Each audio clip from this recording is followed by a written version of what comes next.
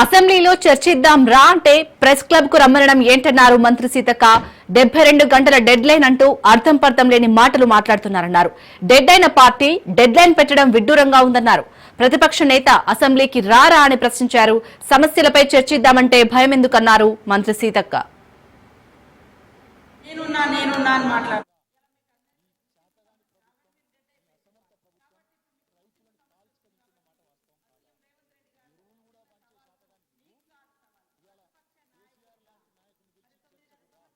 మంత్రిగా చేసినటువంటి మాజీ ముఖ్యమంత్రి గారు రండి, ఎక్కడో ఉండి మాట్లాడడం కాదు, అసెంబ్లీకి రండి, లేఖ పెట్టండి, అసెంబ్లీ సమావేశపరుస్తాం అని మేమంటే ఆయన డెడ్ లైన్ పెట్టినాం. ఈ డెడ్ లైన్ల కోసం ఇక్కడ ఎవరు వెయిటింగ్ గా లేరు. మేము పెట్టిన డెడ్ లైన్ అసెంబ్లీ వేదిక. అసెంబ్లీకి వచ్చి ప్రజల సమస్యలు చర్చించాల్సినటువంటి అవసరం ఉన్నటువంటి ఒక ప్రతిపక్ష బయటికి రాకుండా ఆయననేమో ఫామ్ హౌస్ లలో ఉంటారు, మీరేమో విదేశాలలో తిరుగుతారు, మీ చెల్లెనేమో జైలు సమస్యతో ఎదుర్కొంటుంది, తర్వాత ఆమె సపరేట్ గా ఆమె ఒక సమస్యతో ఉంది.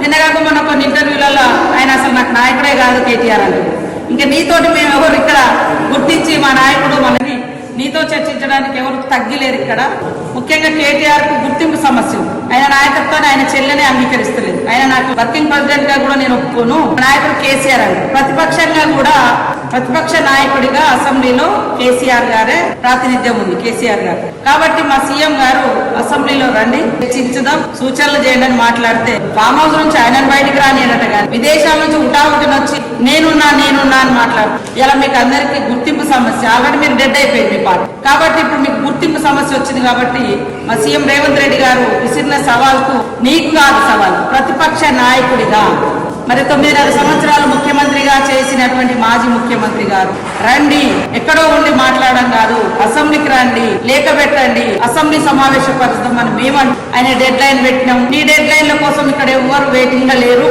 మేము పెట్టిన డెడ్ లైన్ అసెంబ్లీ వేదిక.